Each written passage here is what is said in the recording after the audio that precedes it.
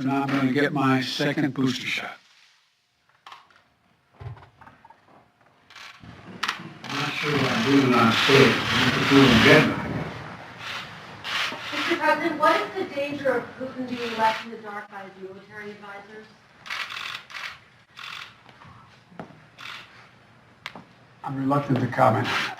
Can you comment on the declassified intelligence that he doesn't trust his military leadership since it is declassified? No.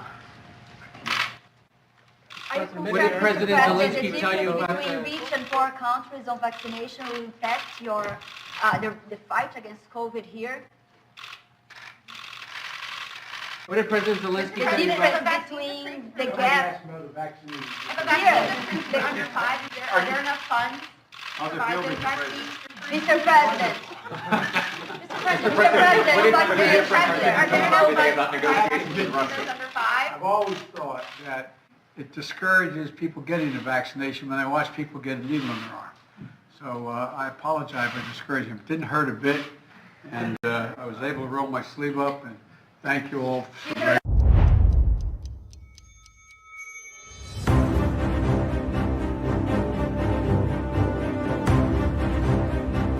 The fourth industrial revolution. The power of artificial intelligence. This year, right now, this minute, is really the best time in the history of the world to do something. Collective thinking, collective mind, collective knowledge for humanity. Let's get this thing done. When we are successful, and we will be, we have a real chance at this new world order. For an endless, enduring dream and 1,000 points of light. This is my mission, and I will complete it. Sustainable development. We set aside the skepticism. We see you. We hear you. And now is a time when things are shifting. There's going to be a new world order out there. We must treat this new world order, this new world of contact tracing looks like in the new world order. It's a need for a new world order. Create a new world order. A world in which there is the very real prospect of a new world order. It's about the future of Europe and a new world order. A new world is emerging. It is a new world order with significantly different and radically new challenges. So I see a world order in the future with a multipolar world order. Never before has a new world order had to be assembled from so many different perceptions or on so global a scale. Nor has any previous order had to combine the attributes of the historic balance of power system with global democratic opinion and the exploding technology of the contemporary period. That in fact we're all going to have to give up a little bit of our sovereignty in order to make the world work. And I strongly believe India will be a central actor in the new world order. I just want to let you know the new world order has no legitimacy. And that we as a people are not afraid, and we are waking up to the robber barons and the big banksters who are looting this economy with the Federal Reserve. Well, I want to talk to y'all for a minute about the power of perception. I've been totally computer generated since like the 90s. Nothing's real. Hammer comes down and beats you over the head for the rest of your life with a big national security stick. And so that people learn to duck their head and not speak up. Because bad idea now. Well, that's a rather interesting position coming from a man on a crusade against the evils of technology. I'm not against technology, Doctor. I'm against the men who deify it at the expense of human truth. Armor of Truth. Live. In the age of technocracy, scientism, and pop atheism, faith is resistance.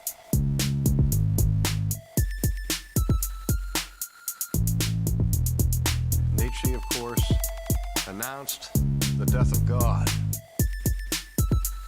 and called for the birth of the Übermensch.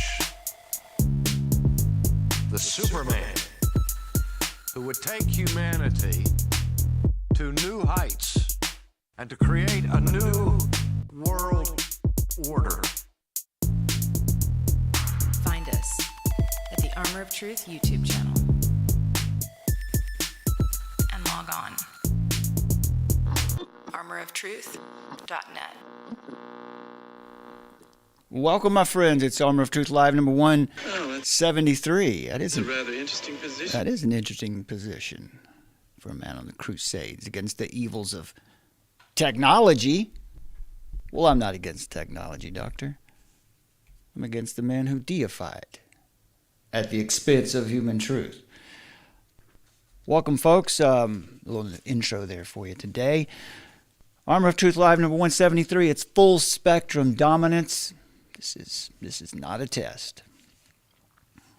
The process of convincing the world. What you saw there in that opening montage were some clips from the World Government Summit 2021, the announcing of the New World Order, as if that hasn't been something that's been announced over and over and over. It's been stewing and brewing for quite a while now, of course.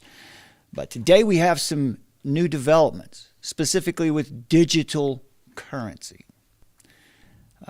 Not anonymous blockchain, but what they're calling sovereign. A sovereign currency. They got to have control, right? You can't just let people have something that's untraceable. Come on now. This can't be. So America is underwater.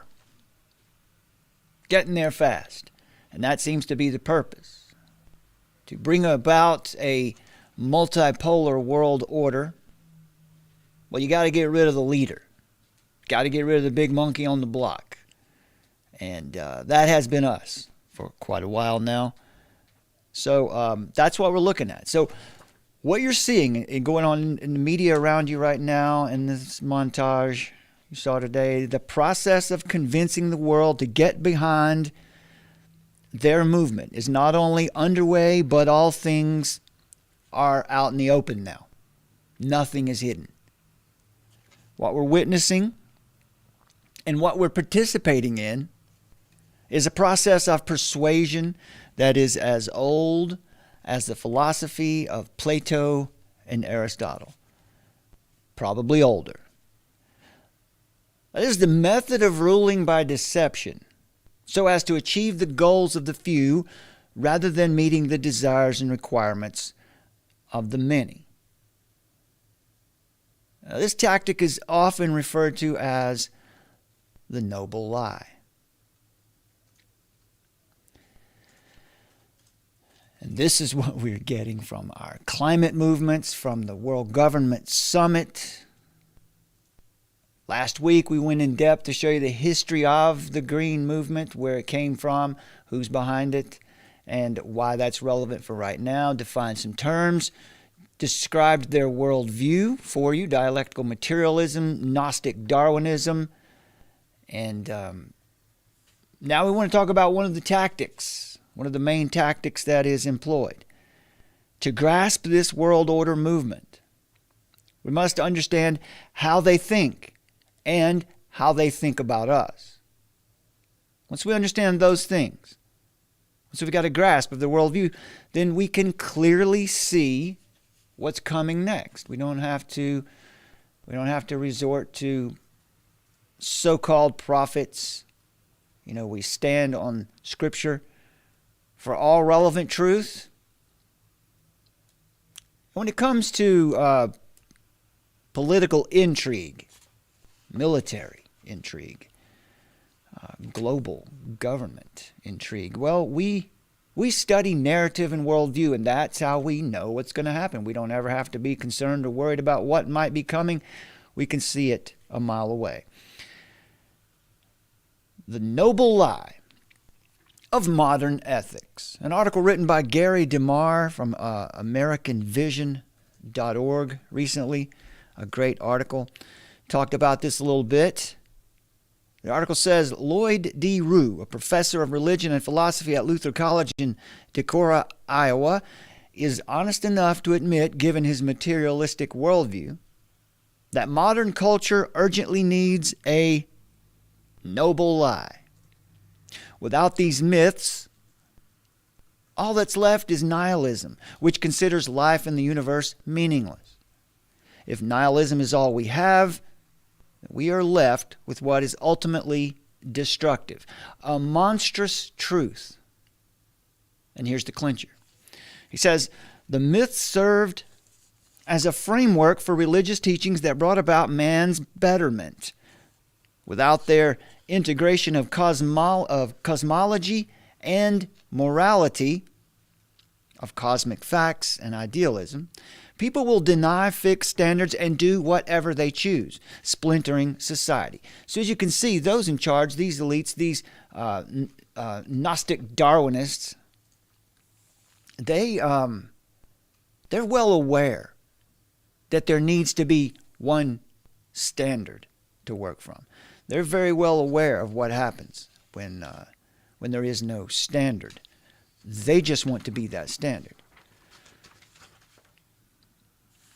So without this, the people will deny fixed standards and do whatever they choose, and society could be splintered, or they might embrace the totalitarian option, which relies on government to force humans to behave in a certain way. But where does morality fit in a universe that just popped into existence from a cosmic egg with no outside design or purpose? How do public school teachers, mandated to teach an atheistic version of origins, account for morality given the materialistic and atheistic assumptions of evolution? They can't. And these world leaders are in the same position. All the value judgments they make about what is good and what is right are all relative. It's their opinion. How does one account for morality? Why is one kind of behavior right and another wrong? Socrates never figured it out. How about a study of Greek and Roman natural law that was seen as a worthy answer and substitute for revealed law and contributed to the reasonable pursuit of slavery based on nature? Aristotle justified slavery on the ground that it was in accord with nature. Right? This is the global green movement, the false environmentalist movement. You need to be enslaved, right? Because, well, that's what, first of all, we need to preserve nature. So you need to be kept off the land, first of all. The Stoic emperor Marcus Aurelius understood that nothing is evil which is according to nature. The Greek moralists believed reason was the best way to develop a moral worldview. So we're led by those who have embraced Enlightenment ideals, have rejected God, have enthroned reason as their goddess. So what was the net effect of reason? What we know of Socrates comes by way of Plato, one of his pupils. Plato believed that becoming a slave was not simply a matter of bad luck. Rather, in his view, nature creates a slavish people, lacking the mental capacity for virtue or culture, and fit only to serve. See, this is the worldview of those who we're hearing speak to us now with all their answers and solutions. Because slaves have no souls, they have no human rights, and masters can treat them as they will. Who's to disagree? On what grounds? By what standard? Aristotle's cosmology, which is geocentrism, and his ethical system, pro-slavery, had a deeply negative impact on the Western worldview. The leaders that currently have control of the levers of power in the world. For example, the enslavement of native people during the early modern period was defended through Aristotelian teaching that barbarians are inherently inferior to civilized people and suited by nature to slavery. Now there's Darwin. Aristotle argued that without slaves to do the labor, enlightened men would lack the time and energy to pursue virtue and wisdom. Right? They have the important task of reshaping the world in their image. That's what they'll tell you. He additionally justified slavery by drawing upon Plato's biological claims. Slavery is justified because slaves are more akin to dumb brutes than to free men. Left on their own, slaves would be ruled solely by their appetites, causing endless civic harm. This is how they think about us. Aristotle offered scientific reasons to justify slavery. Some people are just born that way.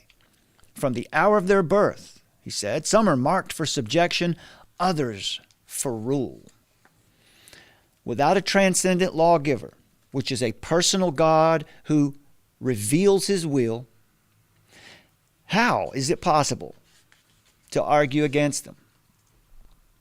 How does one prove that a person is not marked for subjection or slavery? As Suzanne Everett writes in History of Slavery, quote, "It is an uncomfortable fact that the Greeks, from whom we derive so many of our intellectual and political ideals, were utterly dependent on slavery," unquote. And the same can be said about Rome. So any change in the law is in the hands of those who control the law. And we talked about this the other day. I'll get to it in just a minute about democracy is too slow. It must be done away with. So those in power can rule by decree. If there is no God, then either man individually is a law unto himself, which is moral autonomy, or man corporately, statist oppression. In our case, it's the courts. We have turned legal rights and wrongs, there is no morality, over to 5 members of the Supreme Court. In 1907, Supreme Court Justice Charles Evan Hughes said, quote, "We are under a constitution, but the constitution is what the judges say it is."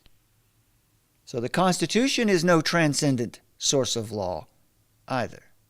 It is also subject to a higher standard unless you have leaders who have rejected absolute authority, or that God is the absolute authority, and have assumed autonomy for themselves. Since the Constitution is the law of the land, it follows that the law is what the judges say it is. In Trop versus Dulles, Judge Earl Warren stated that the Constitution must draw its meaning from the evolving standards of decency that mark the progress of a maturing society. Did you hear that? The Constitution must draw its meaning from the evolving standards of decency. Notice the oxymoron there. Evolving standards. If it's a standard, it doesn't evolve. In journalist Lee McAuliffe Rambo's article in the Atlanta Journal-Constitution, July 24, 2003, titled "Halt Judges' High-Handed Campaign to Push Religion," from the popular materialist worldview, she writes this, quote, "Today, ethicists hold that folks, both religious and secular, can achieve the highest level of morality, doing what is right because it's intrinsically good." Well, why should anyone follow what today's ethicists hold to be moral? What does intrinsically good mean? How do we find this intrinsic goodness? Where do we look? Aristotle believed that slavery was an innate condition and therefore intrinsically good. It was certainly good for those who owned the slaves. George Cornell, who wrote for the Houston Post July 27, 1991, an article called "Philosopher Says the World Desperately Needs a Noble Lie." In this article, Cornell cites Loyal D. Rue, we just saw a minute ago, a professor from Luther College, speaking to the American Association of the Advancement of Science, says, quote, "It remains for the artists, the poets, the novelists, the musicians, the filmmakers, the trickster, the masters of illusion to winch us toward our salvation by seducing us to embrace a noble lie." He told the scientific meeting that we need some kind of grand myth. Perhaps he said, it is possible to rework, transpose the Judeo-Christian tradition to make it plausible again, right? To filter the gospel through the eyes of the culture. In any case, the illusion must be so compelling and so imaginative that it can't be resisted, so beautiful and satisfying that all will feel they have to accept it. He said, what I mean by the noble lie is one that deceives us, tricks us, compels us beyond self-interest, beyond ego, beyond family, nation, or race, that will deceive us into the view that our moral discourse must serve the interests not only of ourselves and each other, but of those of the earth as well. Unquote. Now that, from a secular worldview, you can see the confusion. We need someone to lie to us, to whip us up, to unite behind a cause, even if it's not true. That's no way to live. You can't live according to something that's not true. You can, but there's no value in that at all. Christian worldview is the one, the only, that can be defended in a public forum against all objections, because it's founded on ultimate absolute truth. What could possibly be more beautiful and compelling than the truth? That's the incredible irony of all this. The gospel is such that the problems of meaning and evil are ultimately answered with sheer finality in God Himself. Christ's death and resurrection are the apex of all humanity and the inexpressible hope of all who believe. Unlike other world religions, which preserve the sovereignty of man, in that men must do something to be acceptable to God, Christianity alone gives all the glory to God, a being outside of ourselves. Furthermore, we find infinite satisfaction in giving Him our praise and devotion. 2 Corinthians 5, verse 21, He made Him who knew no sin to be sin on our behalf, so that we might become the righteousness of God in Him. So He didn't just create us and leave us here. He justified us, and then He gave us a job. He made us ambassadors.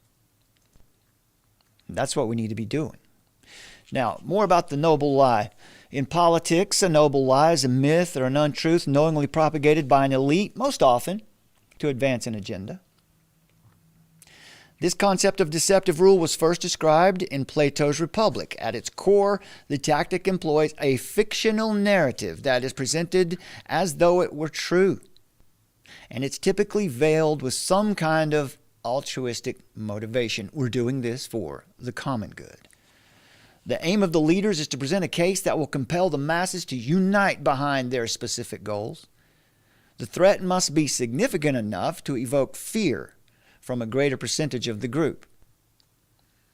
The percentage needed to successfully support a totalitarian agenda in the past has been surprisingly low. It doesn't take that many people to get behind the movement for it to work. But the good news is that the number needed to overthrow a power-drunk dictatorship is also similarly low. The problem with revolutions is that they often create a worse problem with a vacuum of power. As Christians, we're not called to revolution. We're called to take the gospel to the world, make disciples of the nations, and teach them what Jesus has commanded. That's the only way you change what you see in the world. And we're not commanded to stay on the couch. We're commanded to fulfill the Great Commission. Socrates proposes and claims that if the people believed this myth, that it would have a good effect, making them more inclined to care for the state and one another, a contrivance in case of need, some noble creation. You see the difference? Without a transcendent moral lawgiver, you have to guess at it. You have to lie to people to get them to unite behind your cause. The word noble here in noble lie means belonging to a bloodline ruling class with a high social or political status, aristocratic, titled, patrician, blue-blooded, high-born, well-born nobility. the lie of the nobles, the lie of the nobility, or having or showing fine personal qualities or high moral principles and ideals. You can see that high moral principles, it has historically been associated with the term noble. But also the term noble means those in power. Socrates' introduction of this notorious noble lie comes near the end of Book 3, Plato's Republic, Book 3, where he says this, where Socrates says this: we want one single grand lie which will be believed by everybody, including the rulers, but failing that the rest of the city. The lie is called noble because it is presented as though it serves a valuable civic purpose. And it's possible to have a noble cause that's founded on truth.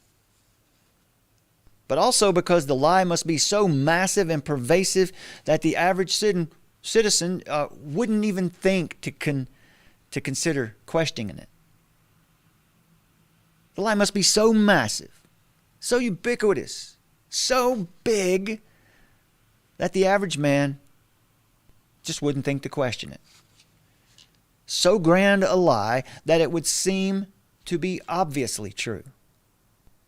So bold an invention that the proletariat just wouldn't think to question it at all.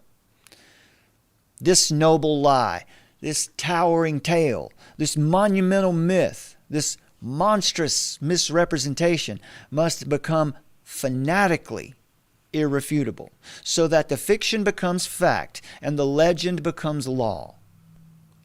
Because the narrative cannot be questioned. The myth becomes the grounding identity of the nation itself. If the people can be made to believe it, they will be strongly motivated to do whatever it takes to serve that lie. Now think about Genesis chapter 3. There's a similar lie that was told there. You can be as God. You are a God. The justification for their methods is that all developments of human history have been driven by economic issues, and that today those with the means or the power to control the global economy have a moral right to shape the world in the way they see fit. After all, they're the ones who have evolved to power. This means a transition from capitalism to communitarianism, which means the total elimination of all classes and inequities.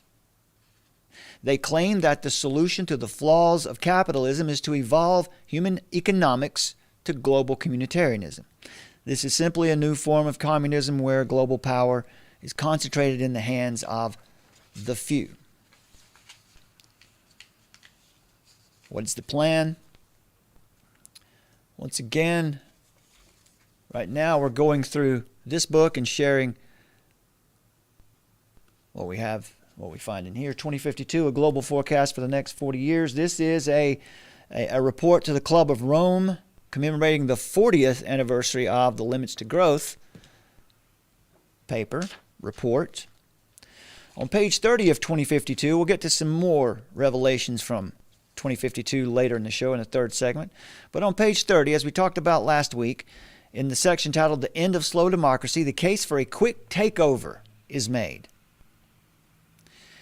If we're going to take control, we want to do it fast so that we can enjoy the fruits of it, we have to come up with some reason to compel people to allow us to do it. To not fight us too hard, because as the population grows, there are a lot more citizens than there are leaders. They argue that democracy, while not a bad thing, moves too slowly. This pondering and consulting and debating the issues can be beneficial sometimes, but we're running out of time. Allowing people to participate in the decision-making process will cause fatal response delays. The process of democratic decision-making is just too slow for the gravity of the situation that we face right now, they say. Therefore, top-down solutions are now mandatory. Control must be shifted out of the hands of the many and into the hands of the few as quickly as possible before it's too late. There's no time for debate. Human extinction is upon us, they say. Of course, they're proposing they're proposing solutions to problems that they've created. And I'll share my opinion about all of this with you here. This approach, their agenda is doomed to failure. And in its failure will leave a dystopian result far worse than their originally intended dystopia. Operating on the assumption that there is no such thing as God or any reality beyond the physical, and assuming that man is and must be the absolute authority, that is the first fatal flaw of their agenda. They don't hold a worldview, a proper worldview for this to work. Their assumptions about human nature, including themselves and their own colleagues, are fatally naive. In order for their operation to succeed, which is to evolve society from slow democracy and capitalism into a new form of slavery known as communitarianism, where the leaders rule by immediate decree, for this to work, human beings must be capable of acting in the best interest of others and never out of selfish desires. Now, this is profoundly unrealistic, especially among the ranks of those whom we're watching today. God has taught us in Romans 1 and Psalm 14 that when man attempts to explain truth without God, he attempts to rule, making himself absolute authority, being autonomous. The result is disaster. But these people don't work for you. Rather, they serve at the will of the people, rather than serving at the will of the people. This regime, here in the United States especially, Canada as well, these regimes clearly serve at the will of the money and power pushing forward this new world order. More specifically, United Nations Agenda 21 Sustainable Development, which is the global framework for this new world order, the false environmentalist movement. They don't intend to halt climate change at all. They intend to move the world from a unipolar world order to a multipolar world order. By multipolar, once again, they don't mean multinational, they mean multi-personal or corporations. So what this ultimately means is the United States must be removed from its position in this current unipolar world order. And how that's being done is systematically demoralizing and then destabilizing the United States culturally, degrading the U.S. economically, and destabilizing the U.S. socially by lowering the expectations of the American people through austerity measures that we can clearly see in place since 2020.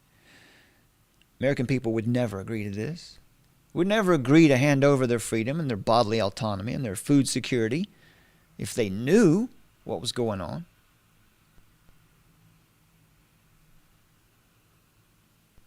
Therefore, they've created these circumstances to compel Americans and affluent citizens in the West to go along with the plan, to get behind this noble lie in order to save the world. It's for the greater good. Do your part to be on the right side of history. We're all in this together. You're selfish if you want liberty. That's one of the things that comes out of this book over and over and over. Almost every chapter talks about these individual rights. They don't work anymore. They don't work for this agenda that we want. You're selfish, and perhaps you're a hate-speeching racist if you don't support this agenda to recreate the world in their image. But they're currently reshaping the world according to a pre-planned design that you didn't vote for, you didn't ask for, and you would have never agreed to if you knew what it was. So that brings us into some of our articles. We'll start with our articles today, and we'll be talking about how this is the noble lie all the way through. It's now or never if the world wants to stave off climate change. That's right. That's your noble lie. The world can still hope to stave off the worst ravages of climate breakdown, but only through a now or never dash to a low-carbon economy and society. Scientists have said in what is in effect a final warning for governments on climate. That's the essence of this article here. A professor at Imperial College London says it's now or never if we want to limit global warming to 1.5 degrees Celsius. Without immediate and deep emissions reductions across all sectors, it will be impossible, he says. Drawing on the work of thousands of scientists, IPCC reports take about 7 years to compile, making this potentially the last warning before the world is set irrevocably on a path to climate breakdown. Did you catch that? Usually takes 7 years to compile their data. These days, it only takes 9 months to bring about a new vaccine technology to market.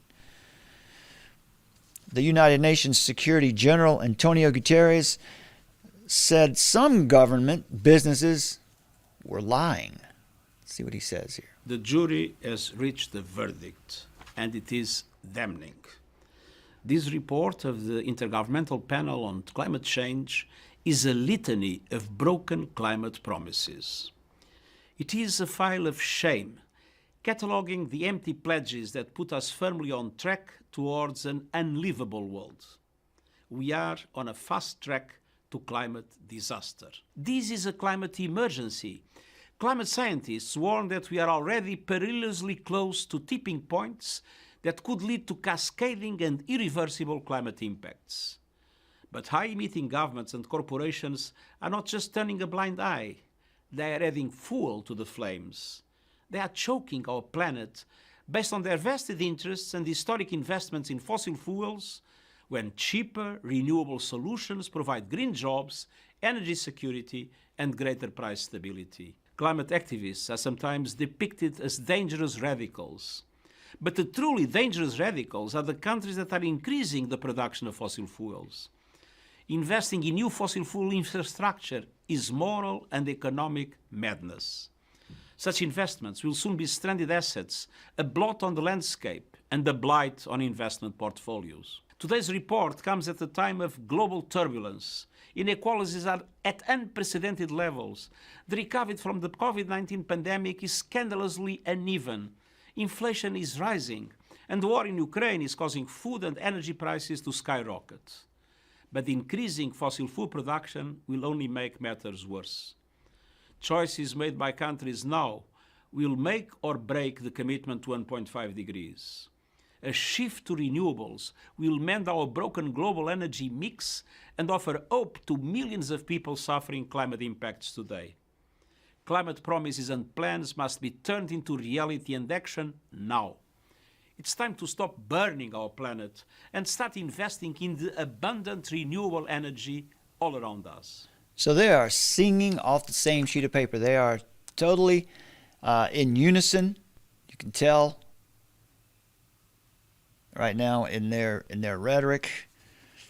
This the IPCC Working Group 3 report found this. They said coal must be effectively phased out if the world is to stay within this 1.5 degrees Celsius limit, and currently planned new fossil fuel infrastructure would cause the world to exceed that 1.5 degree threshold. Remember the word threshold. We're going to get to that again in just a moment. They say methane emissions must be reduced by a third. Growing forests and preserving soils will be necessary, but tree planting just won't be enough to compensate for the continued emissions for fossil fuels. Investment in the shift to a low-carbon world is about 6 times lower than it needs to be, they say. All sectors of the global economy, from energy to transport to buildings and food, must change dramatically and rapidly. And new technologies, including hydrogen fuel and carbon capture and storage, will be needed. Pete Smith, a professor of soils and global change at Aberdeen University, said, quote, "The time of reckoning is now. We have 1 decade to get it on track." There you go. Says he 10 years. All we have is 10 years left. We use fossil fuels in all these things that we need to change, unquote. Madeleine Diouf-Sarr, the chair of the Least Developed Countries Group at the UN Climate Talks, said this, quote, "There can be no new fossil fuel infrastructure. The emissions from existing and planned infrastructure alone are higher than scenarios consistent with limiting warming to 1.5 degrees Celsius." So what does this mean? This means that underdeveloped countries who depend on fossil fuels for any power, they depend on it to survive, they're going to suffer worst and first. This was the third installment of the IPCC's 6th assessment report covering ways of reducing emissions. It follows a first section published last August that warned human changes to the climate were becoming irreversible. There you go. Don't be a cancer on the earth. Where does that sound familiar to you? Be not a cancer on the earth. Human changes to the climate. And a second section published at the end of February this year warned of catastrophic impacts. Now,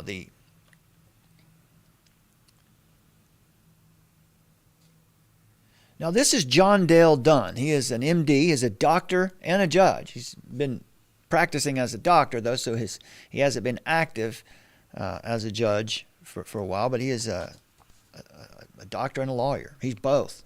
Boy, his mother must be happy, right? So he is also an emergency room physician, Brownwood, Texas. He is board certified in emergency medicine and legal medicine and has been an inactive attorney for 35 years. He has conducted research, scholarship, and advocacy on environmental science and policy issues for over 25 years, speaking from our side of the desk. Areas of professional and scholarly interest include human toxicology and epidemiology, scientific, legal, evidentiary issues, ethics, and research methodology. Dunn gave a lecture at the Texas chapter AAPS, their annual meeting, on May 19th, 2018. 2 full years before our report to you today, and his statements were then prophetic and serve us very well today. This creeping global oligarchy is built on the commitment to the idea that the elites can actually create a utopia. But utopia, according to what standard? They believe they can do it. They believe they can create a perfect society. There's a value judgment. Perfect, meaning good, meaning better than something else. So, according to what standard? Well, they proclaim that science is the standard. Science is their God, Sophia, knowledge, and that their special gnosis, which is intelligence gleaned from the divine oracle of computer models, homilized by their infallible experts, is superior knowledge, and that their good intentions justify their decrees and disdain for due process. They believe their ideas are the only path forward. If there are failures, well, it was just because of a lack of money, lack of time, or it was the mundane masses that weren't dedicated enough to our collectivist cause. Now, Dale Dunn wrote in his article, well, he gave this in a lecture, actually. He said, the manipulation of popular opinion and narrative control is a key tactic in keeping influence and power over the rabble in the hands of the few global oligarchs. Plato, who died in 347 BC, advocated for a socialist order with property held in common by the state, and that human nature can and should be molded and transformed, influenced for the benefit of the state. Did you catch that? Human nature should be molded and transformed for the benefit of the state. Yeah, everything serving the state. That's completely upside down from what God has ordained, where the government would serve the people at the will of the people. Well, as for the human beings, human nature being molded and transformed and influenced for the benefit of the state, that is certainly a concept well developed in Europe, but not appreciated in America, at least not before now. Aristotle argued that the laws of nature and the rule of law demand that government should govern for the good of the people, not for the good of those in power. Now, that would be good and true, but we've also seen the problem with Aristotle's worldview as well. Cicero, 106 BC to 43 BC, asserted that the right of ownership is inalienable. Inalienable right. That means that these rights are not alienable. They're not transferable to another. They can't be taken away or denied. His reasoning was rooted in natural law and the laws of human society. Aristotle also asserted that science required the assessment of evidence and observations that would lead to conclusions about how the world worked.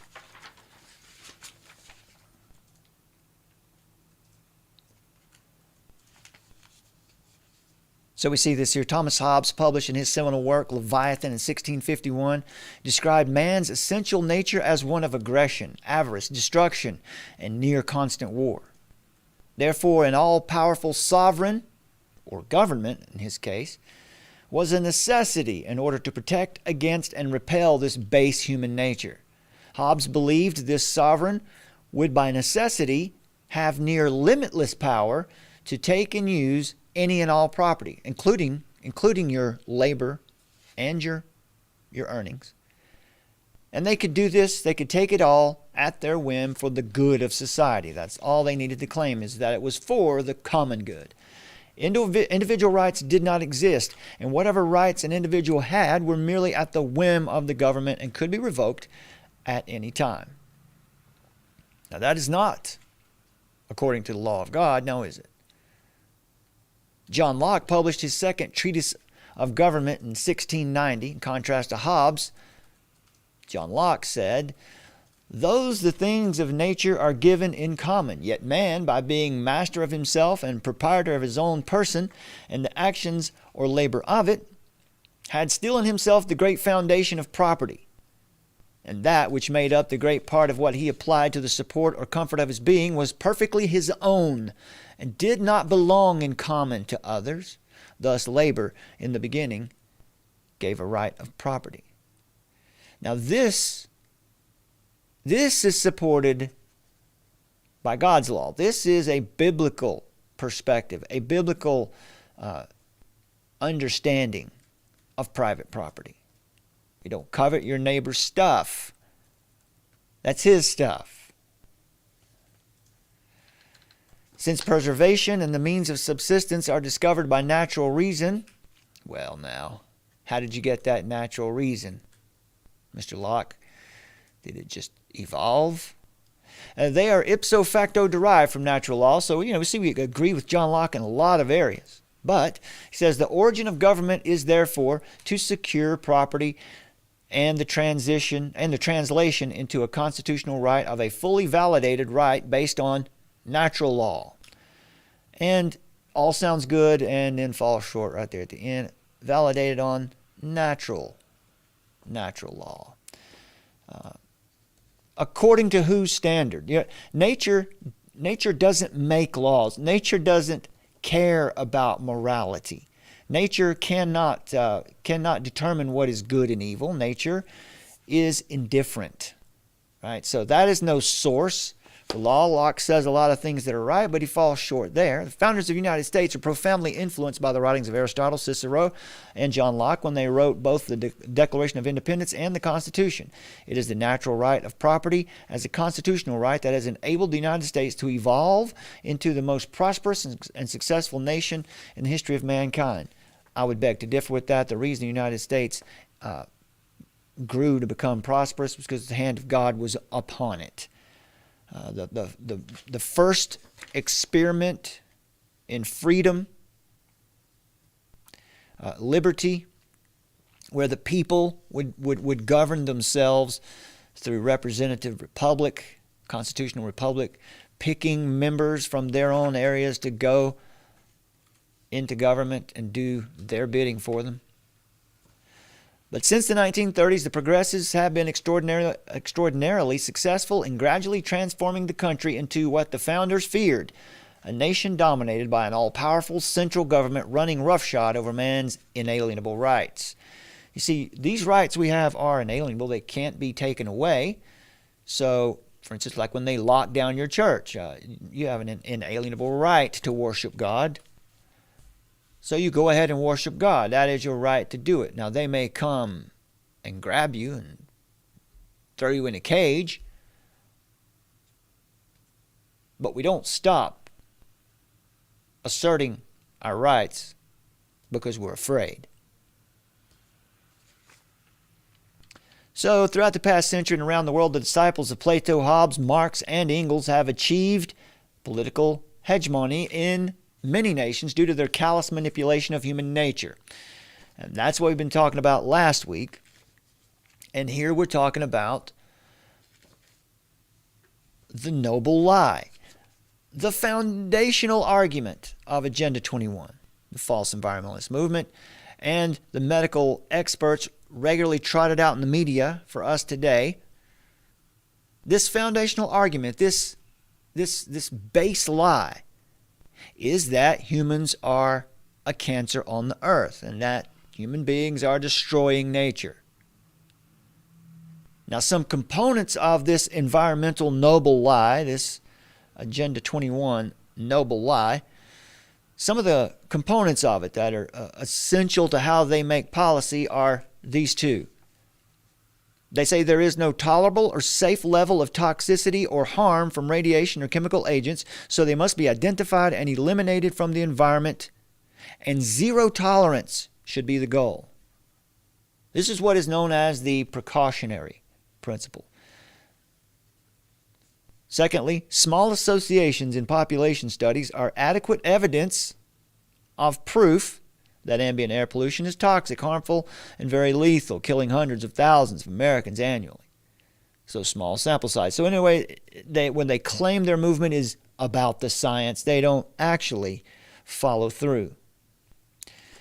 Boston College International and Comparative Law Review, in Volume 14, Issue 1, Article 2, December 1991, said this. We want to understand, what is this precautionary principle? Well, the precautionary principle is how the United States, most of the world, has been governed over the past couple years. The precautionary principle is a guiding principle. In earnest, it ensures that a substance or activity posing a threat to the environment should be prevented from adversely affecting the environment, even if, right, let's say it again, the precautionary principle, in earnest, ensures that a substance or an activity that poses a threat to the environment should be stopped, even if there is no conclusive scientific proof linking that particular substance or activity to any environmental damage. In other words, according to the precautionary principle, which our leaders have been operating on for the past couple of years, you don't have to show any evidence of a threat to lock it all down. The precautionary principle focuses, now once again, this precautionary principle is not bad.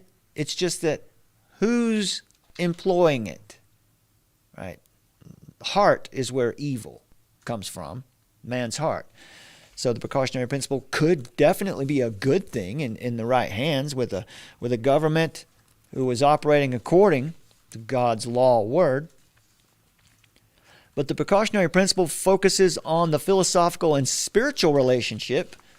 I'll say that again. The precautionary principle focuses on the philosophical and spiritual relationship between humankind and the environment which sustains our physical existence. Many of our environmental problems are so grave that within a generation, some ecosystems may no longer sustain future generations of species, including human beings, in some extreme circumstances, such as drought, famine, and inundation. At the very least, the Law Review says, such losses of species will impoverish the human experience, which has been enriched by the immense diversity of the natural world. So, clearly, once again, be not a cancer on the earth. Leave room for nature. You see, that's the last of the commandment there on the guidestone. The international negotiations surrounding the climate change issue have brought the precautionary principle to the forefront of international legal discourse recently. Debate on this urgent global problem has focused on the development of effective policy in the face of scientific uncertainty as to the existence and scope of the problem. Right? They haven't proven that there is any real existential threat that we need to respond to. They don't have to. Most of the people you see clamoring for more laws and more policies aren't even qualified to talk about the science that they're wielding. The extent of the danger that humankind can expect and the capability of human response, proponents of the precautionary principle argue that while scientific uncertainty is inevitable, scientists and policymakers agree that evidence is sufficient. We have enough, they say, to justify immediate action. And then they go and cite the IPCC report, which is funded by the movement and staffed by its army of experts. A report of the Intergovernmental Panel on Climate Change, that's the IPCC, states with certainty that concentrations of certain gases, that is carbon dioxide, nitrous oxide, and chlorofluorocarbons, have increased. Okay. So is that good or bad?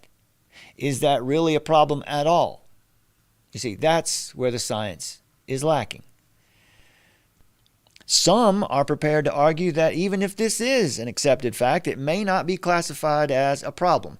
Wilfred Beckerman, a fellow of Balliol College, has been quoted as saying this, quote, "Nothing could be more absurd than the notion that the human race is some tender, delicate species that can survive only in a temperature band of 3 degrees. Many areas of the world would actually gain from global warming." Well, that was from 1991. That was early on. That was 1 year before the Earth Summit in Rio, where we got Agenda 21 and the term sustainable development. So we also see this same precautionary principle being employed by the medical mafia. Right? Their goal is 0 cases, no COVID. It has to be 0 or it's locked down. A goal that cannot possibly be achieved. But it is a good context. It is a perfect context for totalitarian control. And that is the point. Control is the point of the precautionary principle as we see it implemented today. And now that we understand this basic principle on which these elites and their experts are operating, don't you see that it sure takes on a new level of severity when you hear them talk about reducing carbon to 0? Doesn't it? Think about it this way. Carbon is the essential element of life.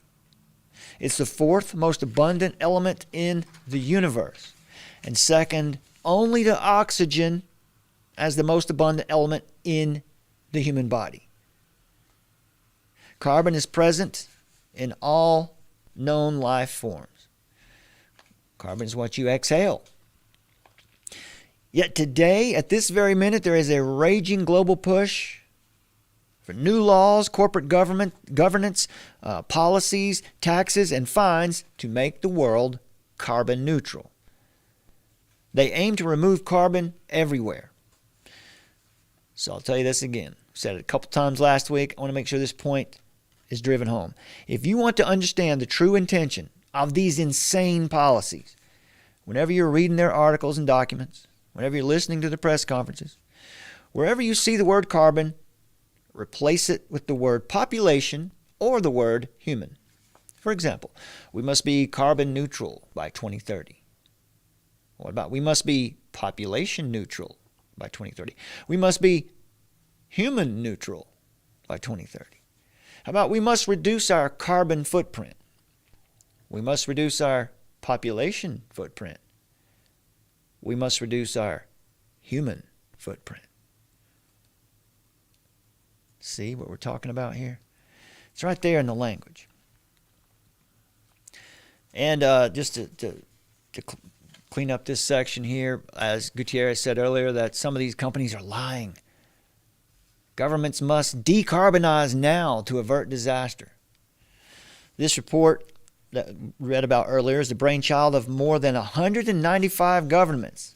Right, sure. It's the brainchild of one agency.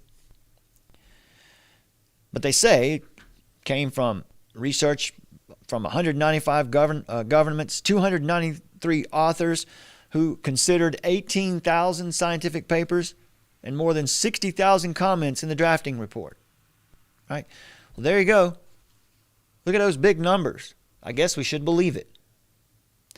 Dr. Jim Skee said during Tuesday's press conference, he said, unless there are immediate and deep emission reductions across all sectors, limiting warming to 1.5 degrees will be beyond reach.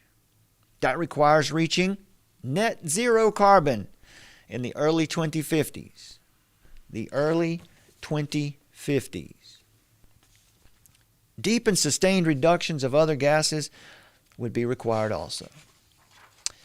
So it sounds like they need to reduce life on the planet. And it seems like in the last 2 years they've got something going to maybe do that. In April 2009, Angelo Codvia wrote an extraordinary essay in American Spectator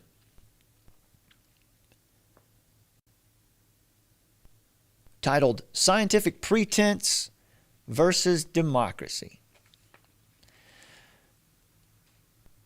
Codvia quoted President Obama in the intro. Obama said, quote, "We will restore science to its rightful place," which ultimately means, under my administration, Americans will have fewer choices about how they live and fewer choices as voters because, rightfully, those choices should be made by officials who rule by the authority of science.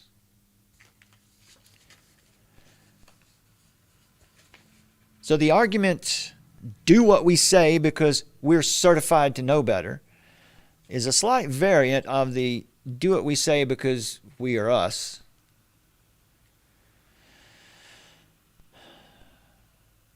Should remind you, it should make you think of the noble lie. Codvia pointed out in his article that the administrative state that found its footing on the continent as conceived and created by the French and then the Prussian government bureaucracies, in particular, depends on the designation and sponsorship of an army of government experts that influence, persuade the populace, and intimidate, suppress, and censor opposing viewpoints, and attack and suppress opposing parties.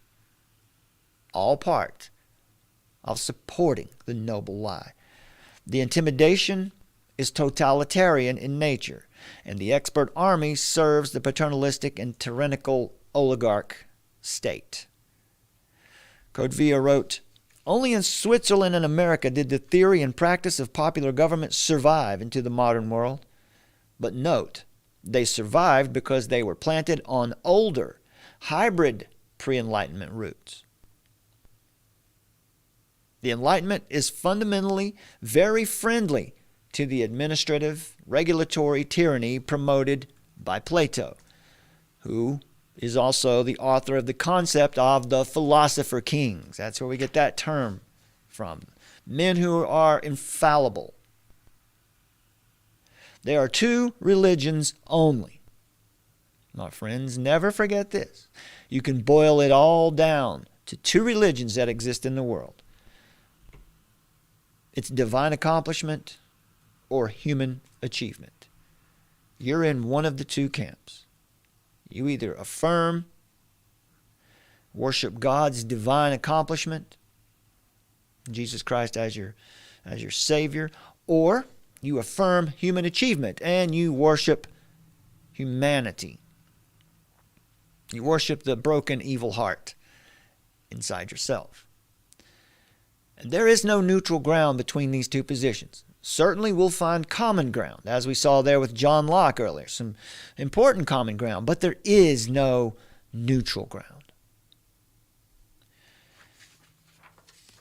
Because the pretense of rare knowledge is the source of the modern administrative state's intellectual and moral authority, its political essence is rule of the few by their own authority over the many.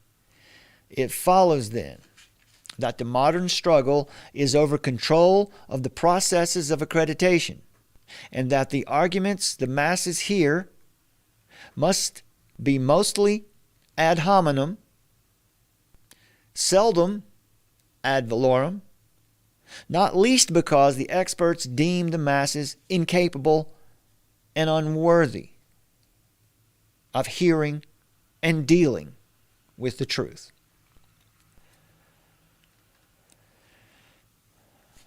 In his article, Codevilla favorably quoted President Eisenhower's farewell speech on January 17, 1961. Eisenhower, you've probably heard most of his, in the councils of government, was guard against the military-industrial complex. But he also said this: the prospect of domination of the nation's scholars by federal employment, project allocations, and the power of money is ever present and is grave to be regarded. Yet, in holding scientific research and discovery in respect, as we should, we must also be alert to the equal and opposite danger that public policy could itself become the captive of a scientific, technological elite. Unquote. 1961.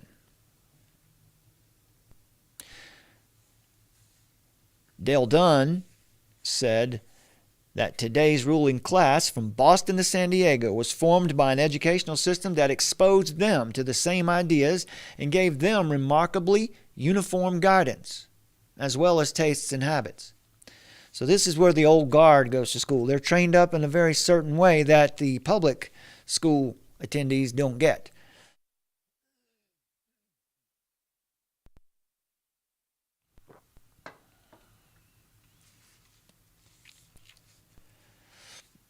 These amount to a social canon of judgments about good and evil, right? So how they've been trained, been exposed to the same ideas, uniform guidance, and tastes and habits as well. And all of this training amounts to a social canon of judgments about good and evil, complete with secular sacred history, complete with secular sins. Of course, today we see that secular sins are against minorities and against the environment. Those are secular sins today. And they have their secular saints. Certainly saints one could consider ideological partisans for the left, using the right words and avoiding the wrong ones when referring to such matters, speaking the in language. Serves as a badge of identity. How do they recognize one another? By the language they use. You don't need the secret handshake today. Now, it's according to the language you use. That's how we identify. That's how they identify one another. while we pray to God, who created and sustains us. The ruling elites pray to themselves as saviors of the planet and improvers of humanity. They lift high the beacon of secular enlightenment, humanism, and the evolution of the human condition to a socialist, collectivist utopia. That is why they can live with their noble lies. That's why they don't see anything wrong with lying directly to your face.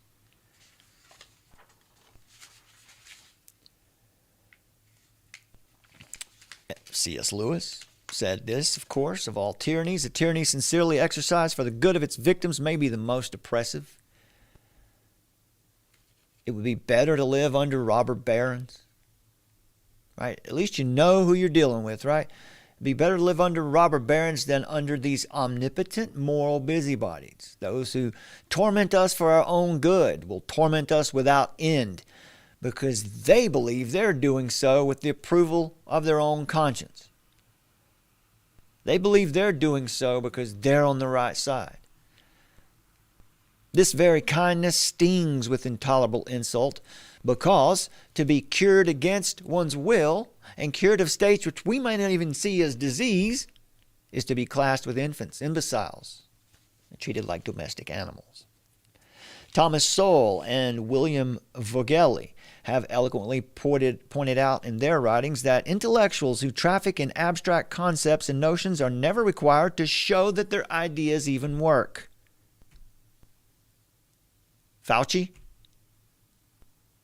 Gates, they have no accountability, but have a high opinion of themselves and their good intentions.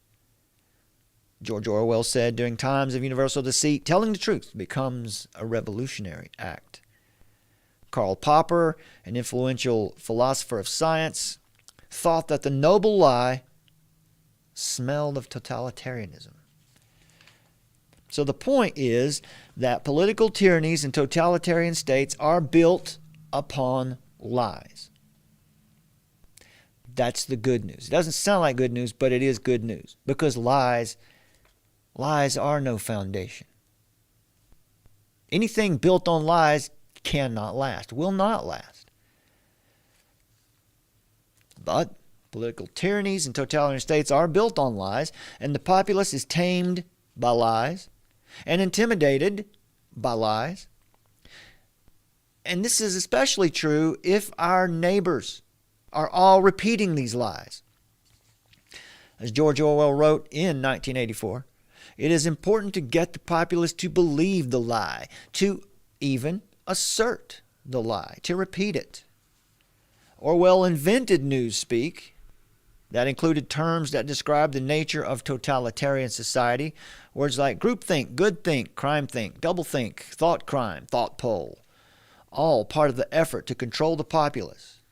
A strategy to impose the big lie as part of the project to intimidate and control the citizens. Dissent and disagreement are fundamentally democratic. These are what free men do. They dissent, they disagree with one another. And statists are dedicated to the suppression of dissent, of disagreement, of debate, and they're dedicated to the censorship of opposing views. I would suspect the totalitarians, these global commanders, the local governments who've been bought by the United Nations, and even this very platform from which I speak to you today are all a little nervous about all of this. Let's say that again. I would suspect that all these totalitarians, the global commanders, even the local governments who've been bought by the United Nations, by these non-governmental organizations, and I would suspect that even those who run this very platform from which I speak to you today are all a little bit nervous with my words. These people are nervous with what I have to say. These people are nervous about your keen interest in what I have to say to you. We are men and women who hold to our right to openly voice an opinion.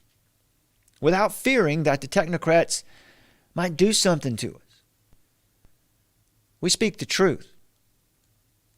We don't fear the consequences because we know. We stand on truth. We don't operate according to our will or our instinct. We stand on an eternal truth, and so we assert our God-given rights, and we're willing to accept the consequences for it. We know, you and I, all of us, we know that liberty exists only when we are willing to dissent.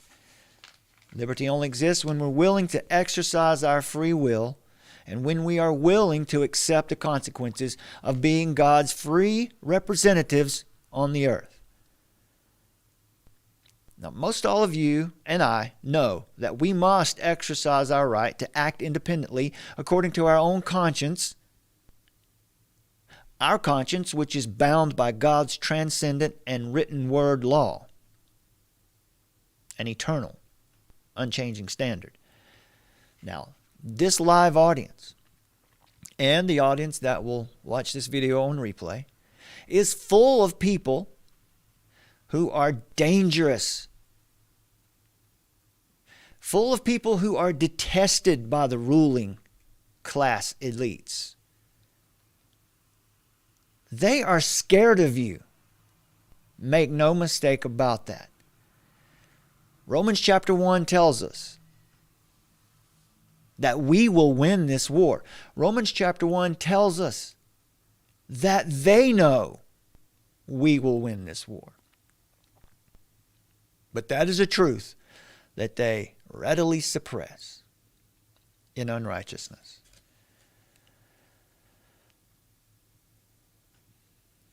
H.L. Mencken said, "The whole aim of practical politics is to keep the populace alarmed, in fear, and hence clamorous to be led to safety, by menacing it with an endless series of hobgoblins, all of them imaginary."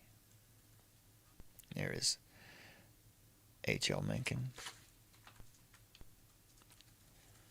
The whole aim of practical politics is to keep the populace alarmed, to keep us in fear, so that we will ask for, so that we will eagerly demand that they lead us to safety. And how do they keep us in fear? They menace us with an endless series of hobgoblins, all of which are imaginary. That is the noble lie. Dale Dunn said that the precautionary principle and the goal of practical politics energize and enable the noble lie and this paternalistic tyranny, these false fathers. Fear and anxiety expressed in the political mindset of zero tolerance and the precautionary principle is also the key to the establishment, to the enablement of the state and its comrades and bureaucrats who derive their power from their ability to designate experts in the service of the state and who pose as the rescuers of the populace from these hobgoblins and uncertainties that make the populace so clamorous to be led to safety. Their rejection of the practice of calculating probabilities is motivated by a belief that the dangers we face are so overwhelming and catastrophic. The millennium bug, international terrorism, swine flu, COVID-19, the climate change. So overwhelming and catastrophic that we cannot wait until we have all the information before we calculate their destructive effects. Shut it down is the default response today. One of the many regrettable consequences of this outlook is that policies designed to deal with threats are increasingly based on feelings and intuition rather than on evidence or facts. Today, the problems associated with the risk and uncertainty are constantly being amplified, and courtesy of our own imaginations, these things are being turned into existential threats. Thanks to Hollywood, thanks to movies, thanks to carefully designed mainstream media, news broadcasts. Consequently, it is rare for unexpected natural events to be treated as just that, unexpected. Rather, they're swiftly dramatized and transformed into a threat to human survival. Right? A hurricane cannot happen in the world today without it being blamed on climate change. A cold snap, it's climate change. Tornadoes in Tornado Alley, it's climate change. It snowed in Alaska, well, that must be climate change.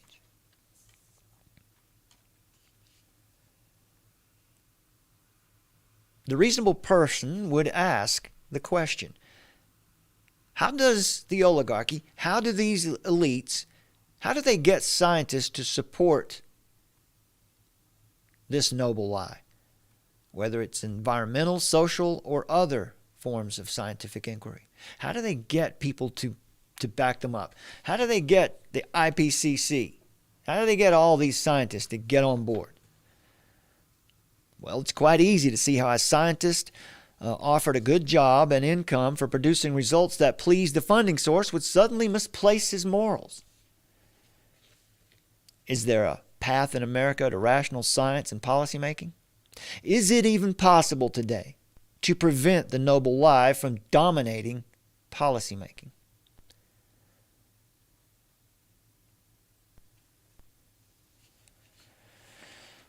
How the oligarchy took control of medical care. An administrative state structure taking down a private sector capitalistic system involves what always drives government projects: good intentions. And the rule that H.L. Mencken stated, this rule of practical politics, keep the people in fear with hobgoblins, imaginary threats. Creating a hobgoblin, a threat that makes the populace fearful and eager to be led to safety, and safety is offered by the state and its army of experts. So, the media and government, political, ruling class entities publicize and pound on the problems, create false threats, hobgoblins, and crises, and of course they propose the only rational security, which is government authority, and more government experts with control and authority. That's what this book tells you, is that the only answer to our problems is larger government. We'll see more of that in just a minute. Socialized medicine is the goal of any collectivist socialist. It is what statist tyranny is all about, along with thought control and indoctrination to the statist attitudes. So when we're talking about how the elites took control of medical care, it's by medicalizing everything. Medicalizing everything is a product of the theory of determinism. The Marxist socialist claim that people are not responsible, they're just victims. A moral alternative to human responsibility for choice, freedom of conscience, and culpability. Now, this deals directly with the series we've done on Alcoholics Anonymous and the 12-step programs as being cults. Cults of varying degrees, but cults nonetheless. They're founded on these Marxist, socialist ideologies that you're just a victim. No, you're responsible. If addiction is a disease and can't be controlled, no one is to blame for anything that might be harmful. They're just victims. Medicalization is a very flexible thing. The list of medical conditions that might control people and remove their responsibility is as long as the lexicon. Easy stuff it is for smart people just to say blank addiction and then propose a treatment. Sex addiction, right? Whatever addiction. Heroin addiction. There's all kinds of addictions today. Shopping addiction. How do we apply something like to make this, to bring this home, how the elites have taken over authority in the medical establishment? we can apply the opiate crisis to COVID-19, and we can see how it all makes sense. Dale Dunn said, this opiate crisis, he wrote this a few years ago, but the opiate crisis is all about definitions and counting, right? He wrote this in 2018, or this lecture was given in 2018 before, obviously, 2 full years before, we had our pandemic. We had our medical mafia crisis. But he said the opiate crisis is all about definitions and counting. It's all about numbers. It's about data. It's about overdose deaths. And Dr. Josh Bloom at American Council on Science and Health shows how the CDC just plain lied. But what's the surprise? They got sloppy and didn't count overdose deaths properly. Why? Because they had an agenda.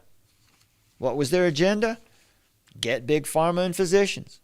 Oh, and by the way, throw the chronic pain patients under the bus for the agenda. And what a bonus. Sick the DEA on any physicians who try to stay in pain management and do the right thing for their patients with chronic and severe pain. Same thing with any doctor who might want to treat his patient with one of these COVID treatments that isn't approved by the media. Dr. Bloom has written a series of articles that show how CDC officials have cheated on their death counts. Are you surprised? Big lie, big crisis. Some more ceded to the government. And here's an article that deals specifically with this. Only 1 to 2% of here's just some facts, to show. Just think about this. Apply this template onto the pandemic response from CDC. Only 1 to 2% of overdoses from heroin, fentanyl, and other drugs involve people who are prescribed pain medicine for pain conditions. So the campaign to reduce access to opiates penalizes those who need pain management. Chasing the crisis of deaths of recreational users who are using multi-pharmacy and illicit fentanyl, as well as street drugs of variable content and potency, by getting sloppy with the definitions and ignoring the impact of sedatives and mixed overdoses, the CDC is irresponsible and involved in scientific misconduct. Any research in deaths should be done carefully with attention to the details, but not if your agenda is to create a crisis. Interesting, huh? Much of the damage being done is by those who have no idea they're supporting a global satanic order. And this is a sad truth because, it's true. A lot of the damage, a lot of the people involved in this are people, our neighbors, our family members who don't even realize that they're part of this system. Much of this damage is being done by those who have no idea they're supporting a global satanic order. So, we have to tell them the truth immediately. Loving your neighbor is telling them the truth even when it's inconvenient, or even when you might get canceled, or even if you might lose your YouTube channel. The growth of United Nations Agenda 21 and the World Health Organization medical mafia is crushing liberty. Their secular, godless, social ideas and policies are insane and harmful to human welfare. So immediately, right after you share the gospel with these people in your life, tell them that. Tell them this. Share this video with them. Or anyone else's who's covering this. All right, folks. We'll be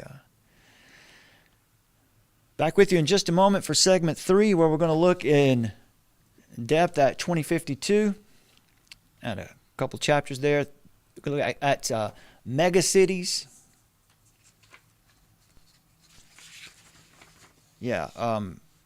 More government, less privacy, mega cities, and military climate control.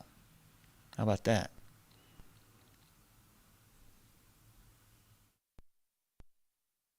Oh, that's a rather interesting position coming from a man on a crusade against... The hammer comes down and beats you over the head for the rest of your life with a big national security stick. And so that people learn to duck their head and not speak up. Because, bad idea now. This is the emergency broadcast system. This is not a test. Repeat, this is not a test. Citizens are advised to take the following steps. Find us, armoroftruth.net. In the age of technocracy, scientism, and pop atheism, Faith is resistance.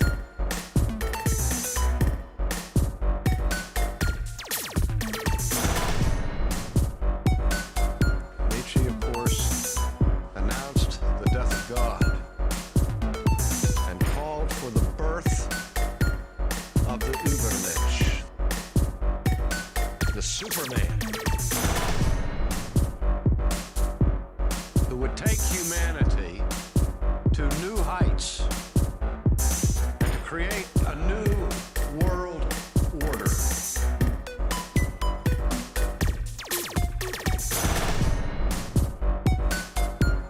Find us at the Armor of Truth YouTube channel. This is not a test. Repeat, this is not a test. Oh, that's a rather interesting... That is an interesting position, isn't it? All right, folks, we want to say thank you to our supporters. All mentioned there on the screen. If your name's not up there, let us know. We'll get it up there for you. I think we should have everybody there. And if you'd like to support us, please go to armoroftruth.net. The donations tab is right there. There are links below this video in the description box also to help you find ways to support us. We try to make it as easy as possible. Also, if you would, please go over to True Normal TV here on YouTube. Go to True Normal TV and subscribe. That is our backup channel. We have experimented with running that as a 24-hour channel a little while, for a little bit earlier this year, January, February. And that went well. The experiment went well. We were able to do it. And now we're working on what kind of content that we want to put there if we do that as a 24-hour channel. But please be subscribed over there, because if something happens here, which is highly likely, given the boldness here the past couple of weeks, you'll find us over there doing this work. So, True Normal TV on YouTube. All right, so Biden planning a new digital currency, and this is why you should be very worried. This is what was talked about at the World Government Summit 2022 conference over the weekend. People woke up on Sunday as to this news: Americans sleep as global monetary system being reset, and not surprisingly, the media dead silent on Biden's executive order to prepare for digital currency, which was one of the main issues talked about at that summit. The technocrat takeover of the world by controlling the economy and consumption requires the replacement of our existing monetary system with something else. The digital dollar would be here, which is certainly going to be controlled by them. It's not Bitcoin. It's not anonymous. It is what they call a sovereign currency, one that is controlled.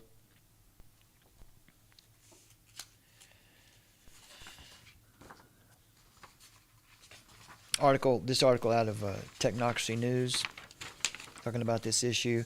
In one report about the development of a central bank digital currency, a CBDC, published by the Federal Reserve in January, the Fed outlined a few examples of possible design choices, including that a central bank might limit the amount of CBDC an end user could even hold. So it's easy to see how that Biden's plan, or this administration, Biden, as you saw at the opening of the show tonight, Biden's not thinking about anything. He's just showing up and going where they tell him to go. But whoever's in charge is planning for this digital dollar so that its design will give the federal government or a central government control over much of the society and the economy. This is This is clear. Biden's executive order states that the CBDC, central bank digital currency, and other policies governing digital assets must mitigate climate change and pollution and promote financial inclusion and equity. So this word financial inclusion is mentioned 5 times in the executive order. Equity and climate change are mentioned 4 times each. Why would labor unions, industry organizations, and environmental groups be involved in the development of a new currency? What do they have to do with currency? Unless, of course, there is a plan to program that currency to advance various causes that the elites want to advance.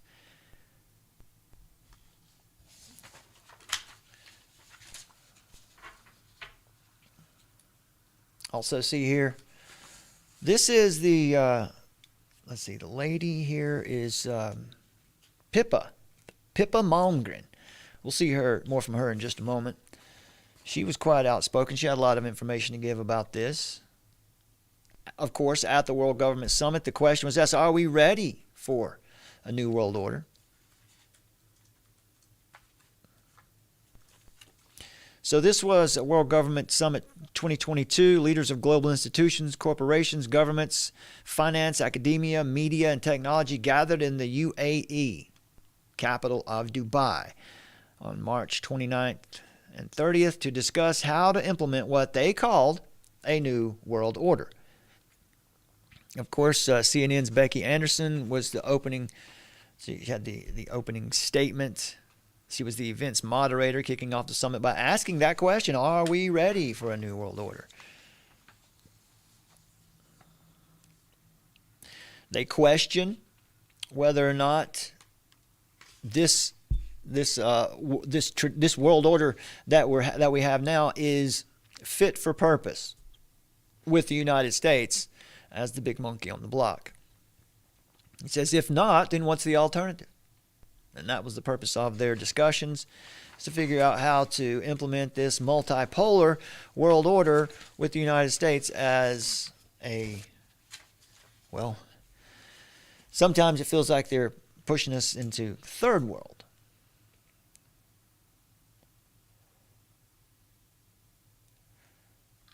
Let's see, there's a video.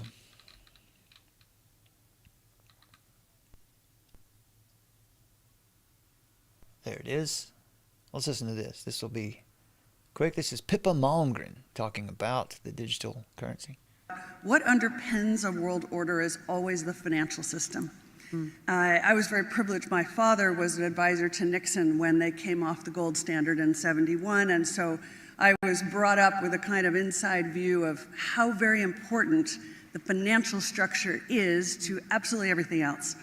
And what we're seeing in the world today, I think, is we are on the brink of a dramatic change where we are about to, and I'll say this boldly, we're about to abandon the traditional system of money and accounting and introduce a new one.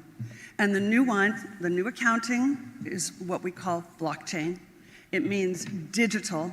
It means having a almost perfect record of every single transaction that happens in the economy, which will give us far greater clarity over what's going on. It also raises huge dangers in terms of the balance of power between states and citizens. In my opinion, we're going to need a digital constitution of human rights if we're going to have digital money.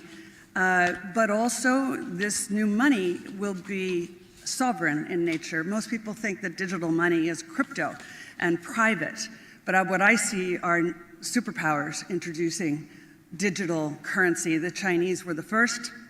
The US is on the brink, I think, of moving in the same direction. The Europeans have committed to that as well. And the question is, will that new system of digital money and digital accounting accommodate the competing needs of the citizens of all these locations so that every human being has a chance to have a better life? Because that's the only measure of whether a world order really serves.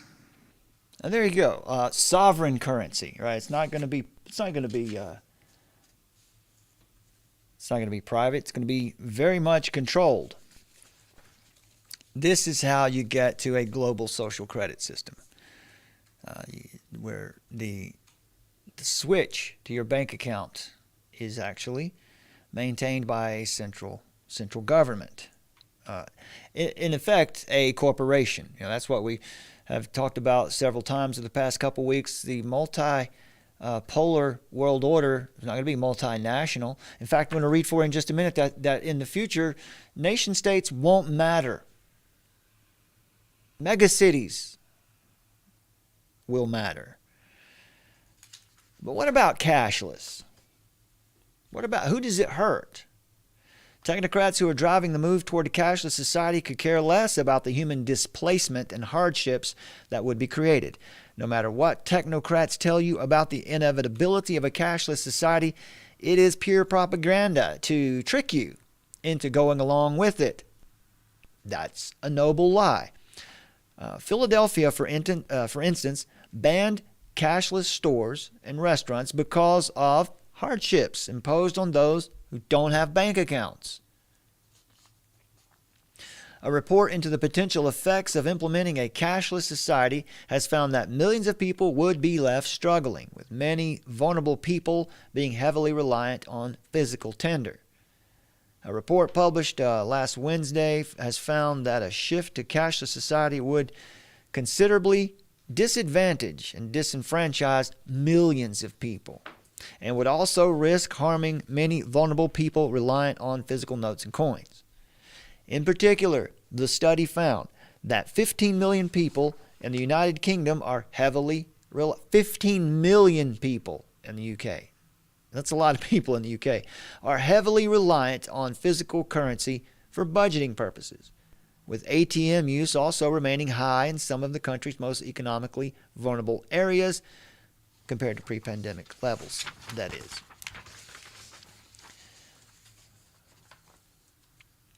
The research also found that while ATM use overall went down during the pandemic and has not since returned to pre-2020 levels, 1 in 7 people found themselves using cash more because of the crisis. Ultimately, 1 in 5 people reportedly said they would struggle in a cashless society, with the researchers also saying that there is an urgent need for legislation ensuring people's access to physical cash in the future. Mark Hall, who penned the paper, said, "For millions of people, their relationship with cash is critical to the way they manage their weekly budget. Despite online banking and shopping becoming more common, our research shows the percentage of the population wholly reliant on cash is unchanged in the past 3 years." It says it's vital that the dash to digital doesn't disenfranchise anyone, especially with the cost of living crisis putting such significant strain on family finances right now. He says people are increasingly using less cash and embracing contactless digital payments. That's John Howells, CEO of ATM network Link. He said, however, it's clear that digital does not currently work for everyone, and for those living on tight budgets, where every penny counts, there is no better alternative to notes and coins, and they're in no rush to turn to new money management tools. So it's not so easy. All right, a lot of people will suffer. Maybe that suffering is what they want. Maybe that helps. Maybe more suffering. I don't know, because you listen to the people that we've looked at so far in this show, the clips we've played, like Gutierrez, very displeased with what's going on. Things are not going the way they should. Things haven't turned like they ought to. Well, they've been in control here now for several years, like fully in control, especially since 2020. You'd think they would have a little more to report, something that they've accomplished to report. As I said earlier, I don't think their agenda is going to work. I think they're too greedy. I think they're going to have infighting. I think that their planned agenda is going to fail, and then something worse is going to come up in its place. I don't give them as much credit as a lot of truthers do. I don't think that they're that cohesive and that well organized. I think they're greedy technocrats, greedy people who want control and power. And in order to have a cohesive unit that moves toward a goal, you have to have people working selflessly together. And that's not going to happen with this group, in my humble, unbiased opinion. which is not unbiased at all. Okay, so in 2052, just to finish it up today, I want to share some more. We'll get through this book together. Some more information about what's coming. As we know, the Limits to Growth paper from the Club of Rome 40 years ago gave us insights, and some of the things that they talked about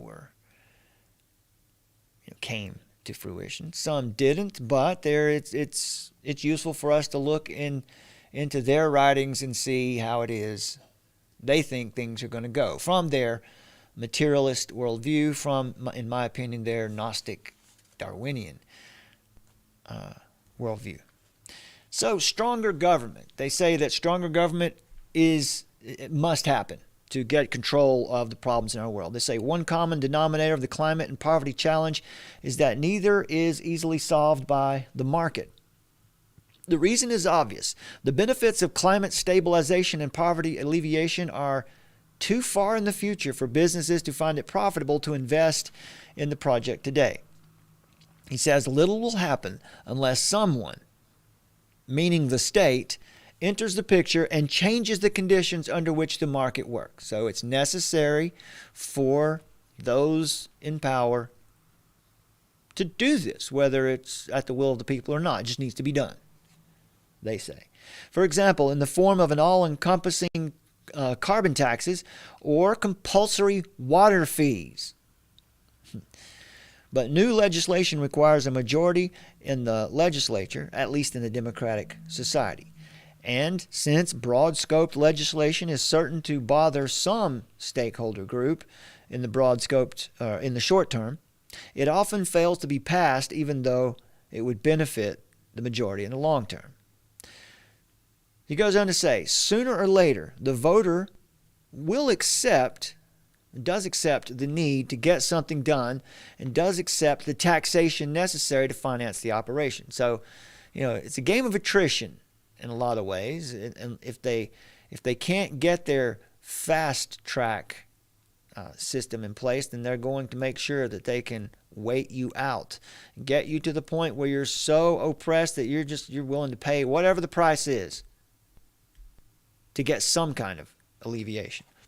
The global job has become the task of new institutions that handle governmental development assistance and are financed by taxation in the donor countries. Similarly, the state will ultimately become a major player in the war on climate change. So this is Jorgen Runders, he's saying, in the terms of my forecast, society will increasingly accept voluntary investments to reduce future climate emissions and to find no way around accepting the forced investments that will become necessary to repair climate change after the fact and defend against new threats. Now listen to this. All in all, this will mean bigger government in the decades ahead, a larger role for the state, higher taxes, and a larger share of investments in the GDP. The mirror image is less room for consumption and a smaller role for the market, which is good for those who trust the state. And how many of those are left? Sadly, I think it's still quite a lot of people. He says the only solution will be to redistribute the existing pie, redistribute the wealth, to take from the rich and give to the poor. Point blank, says it right there. He says it's not only a question of time and circumstance. The fact is that it's hard to forecast the details, but that it will happen. It's just a matter of time. It says this will require collective behavior from a group who is typically not used to organizing together, namely owners, corporations, CEOs. Unemployment will soar, and there will be the need for higher and more lasting benefits, which translates into a need for higher taxes for those who have a job. This is universal basic income, right? Unemployment will soar. So we're going to have to create a society where people don't have to work. They'll have duties to do in the community, maybe. I don't know, but universal basic income, that's what, Taxes are going to have to, those who are working are going to have to pay for those who don't, which has been the case for a while. Social programs, but this is on a much larger scale. The current generation is asked, the young people today they're talking about, the current generation is asked not only to pay for the national debt accumulated by their parents, but also to pay for their parents' pensions. This pill is made even more bitter by the fact that the young are asked to do this while at the same time being faced with house prices so high that they can't afford to live in the same type of house that their parents did. Runders says, I will be very surprised if this tension is not relieved through some form of forced wealth redistribution.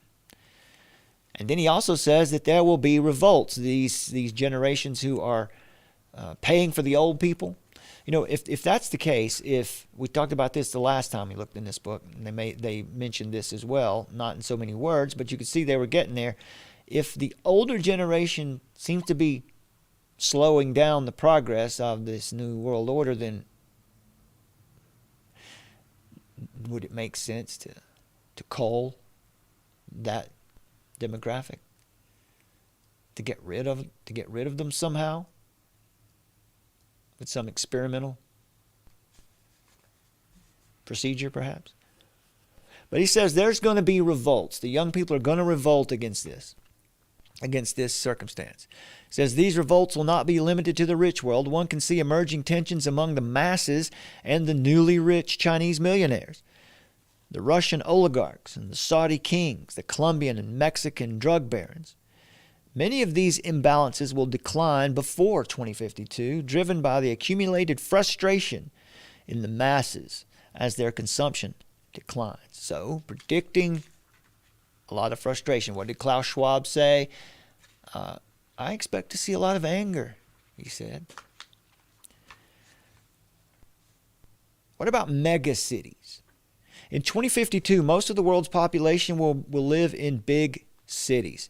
Many of these cities will be very big, 10 to 40 million people.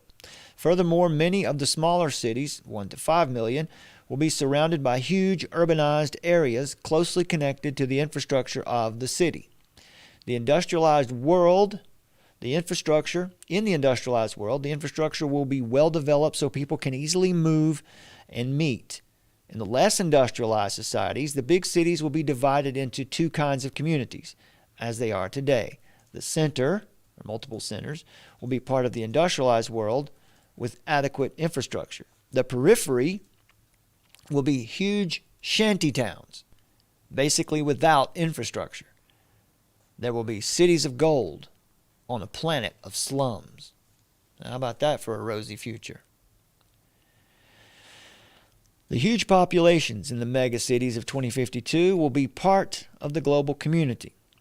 The multi-center structure will facilitate the cultivation of specific cultural traditions and help create a community for children who need a recognizable social world to take them through the transition from childhood to citizenship. Not childhood to adulthood, but from childhood to citizenship. And how are they going to get there? Well, the city is going to raise and train them. The megacity will constitute the social world for the overwhelming majority of people. The megacity will frame the societal existence of the human species and will be more important than the nation states in which they are located. Now, this was the important part. Did you catch that? The megacity will frame the societal existence of everyone. Your identity will be based in your city. And that identity of your city will be more important than the nation you live in. He says we can already perceive this. You don't move to the United States, but you move to Los Angeles or you move to New York. Also, the internet, clearly, no surprise, is going to play a huge role, but how? The internet will be within easy reach for all megacity dwellers, along with traditional infrastructure like sanitation, roads, and power. So if you're not in the megacity, you're not going to have sanitations, roads, and power, or internet probably. The societal needs and aspirations of the city dwellers will be framed by the externalization of human intelligence implied by ever-present access to the internet. Steady access to the internet will reduce the general illiteracy in the megacity. Listen to this. They say that all of this access to the internet is going to lead to people being less illiterate. Smarter people, they say. That's what the internet creates, is smarter people. Do we have any evidence of that, really?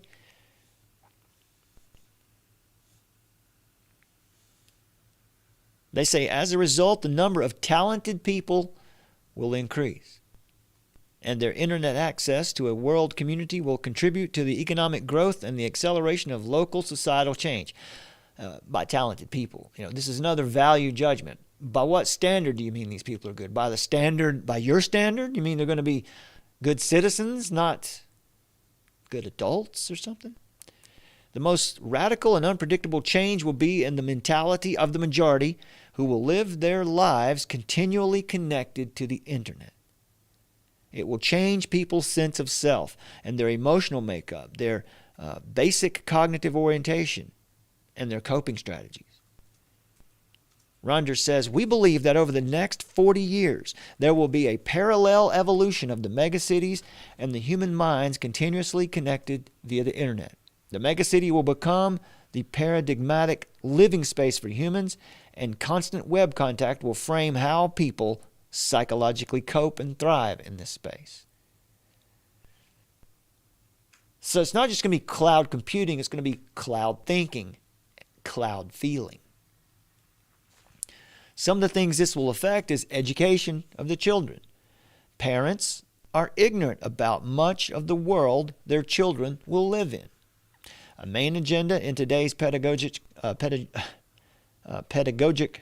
discourse is teaching children to take responsibility for what they need to learn and know. According to what standard is what we should always be asking here. Of course, in the megacity, you will always be tracked.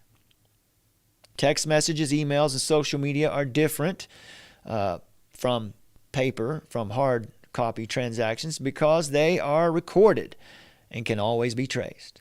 The polite and little white lies in informal communication risk constant exposure if they are digitalized. You can't hide.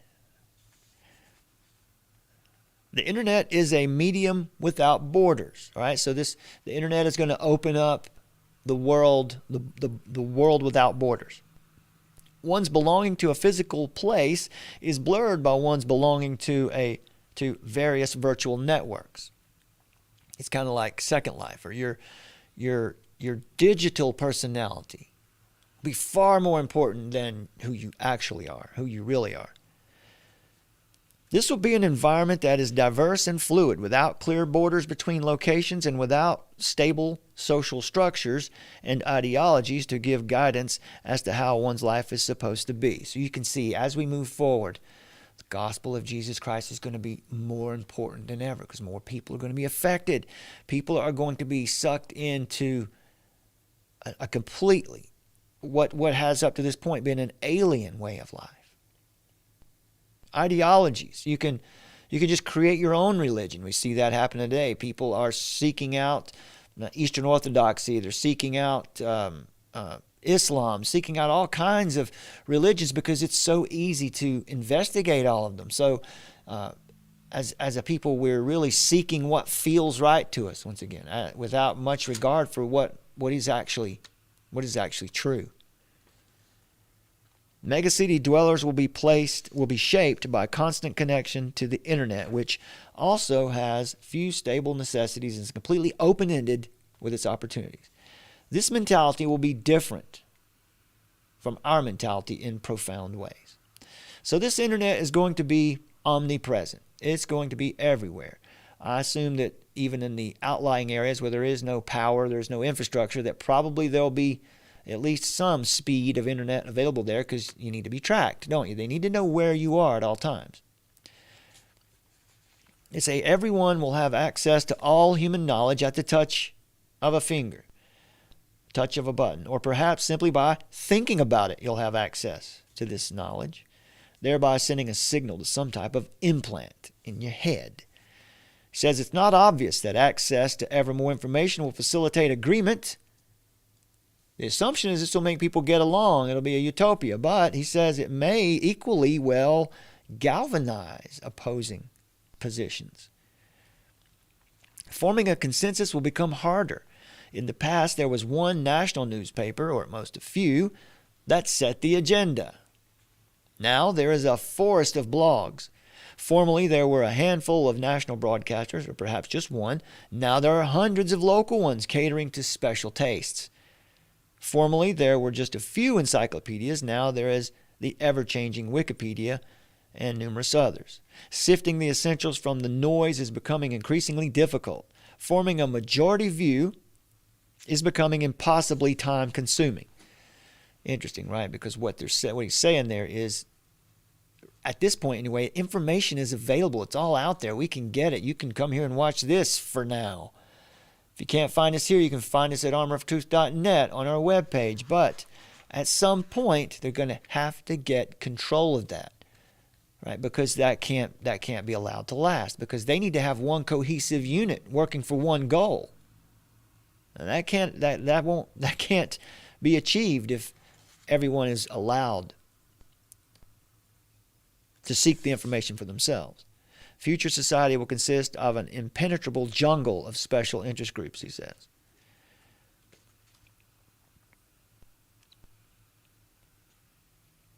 It says it's interesting that some are already discussing whether to ban money and shift all payments to debit cards. So more about the digital currency.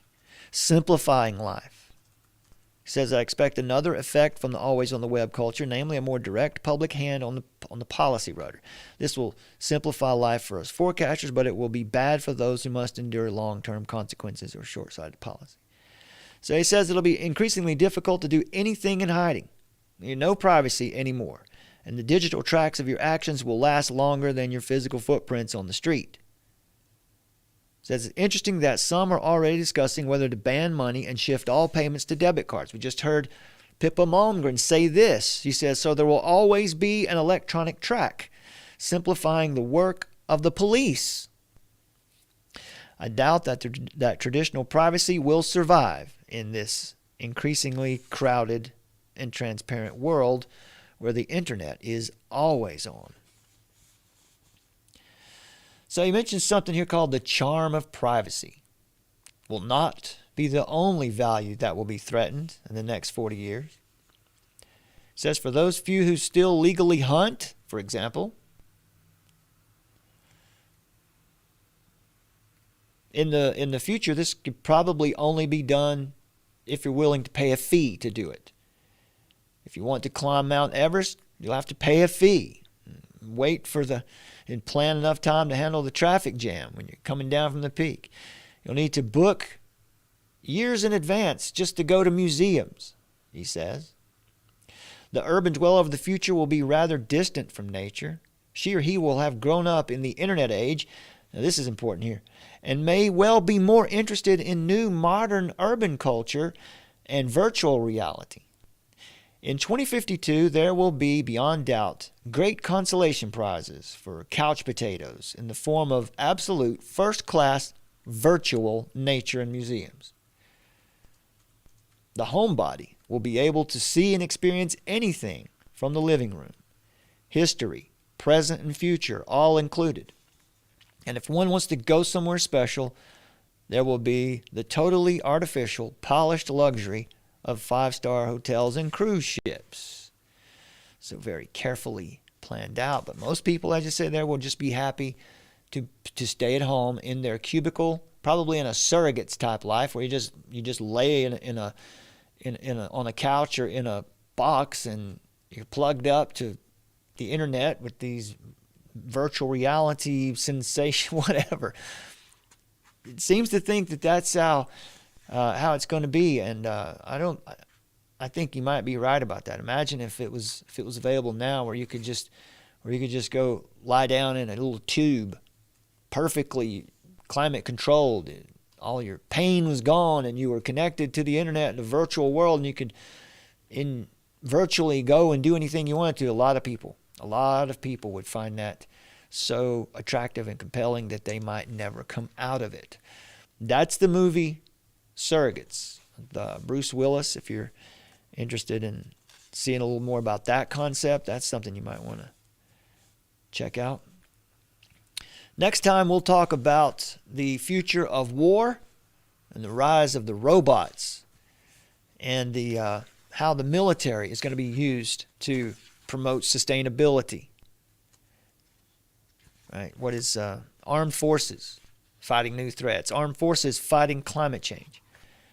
So we'll look at those.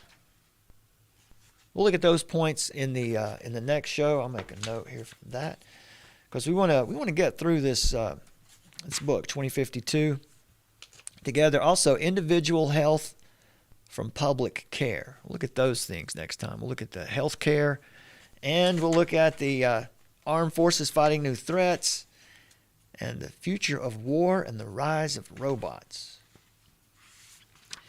We'll check that out next time we get together on Armor of Truth Live in our third segment. So there you go. If you're interested, there's 2052. Jorgen Ronders gives you a little insight on what's coming down the pike for you. If you want to know from a Christian worldview how to respond, how about Rules for Reformers? Douglas Wilson. This is a response to Saul Alinsky's Rules for Radicals. And it's just a call for Christians to think about the generations that are going to come after you. What we typically do is we don't think very far in the future. We don't think about, we might think about our children, but we don't think about our grandchildren or our great-grandchildren or our great-great-grandchildren. We ought to be living like we're going to have some kind of legacy. All right, we want to leave a legacy not of sustainability, and we want to leave a legacy of we want them to see us as the early church. Right? That's something that's interesting about Eastern Orthodoxy, when they claim that they're following the early church, the model of the early church. But what is the early church? What tradition are you actually talking about there? The early church, if Jesus tarries for another couple thousand years or another 5,000 years, people in the future will be looking back at us as though we're the early church. So let's think about that. Let's think about the people who are coming after us, but not in the respect of Agenda 21, but in building God's kingdom here and now with the gospel. Here's another one that's pretty good. Joseph Mercola and Ronnie Cummings, The Truth About That. We'll keep that one quiet here on the stream. And I shared some of these other ones here with you last time. I would say that here is a good one, a reference like an encyclopedia by Carl Teichrieb, Game of Gods, lays it out from the beginning, how this globalist movement began, who's behind it, what is their ideology, all of it's here. All of it's here, from the earliest beginnings, from Blavatsky to Obama to Trump. Well, it doesn't get that far because this book was published. Let's see, what's the copyright on this? Game of Gods, The Temple of Man in the Age of Re-Enchantment by Carl Teichrieb. 2018. This book was published in 2018. You want to understand how to share your faith with people in the world today. Here's an excellent one. Vodi Baucham's Expository Apologetics, Answering Objections with the Power of the Word. Right, presuppositional apologetics, starting with the Bible. Not leaning hard on man's philosophy, but starting with Scripture, founding all your arguments in Scripture. That'll help you with that. That'll help you to deal with the culture that we're in from the perspective of your Christian worldview. Thank you for joining us today, my friends. Thank you for your support. If you'd like to support us, armoroftruth.net/donations. is the way to do that. We definitely need your help. We want to get funded for the rest of the year. We're looking to stay with you as long as you'll have us, as long as you'll keep us here. We'll remain and do this work, Lord willing. And so let's go ahead and give one of these away. All right, please join our mailing list. And for the, let's see, we got 2 of these right here. We'll do 2 today. The first 2 of you who email us at hello@armoroftruth.net, hello@armoroftruth.net.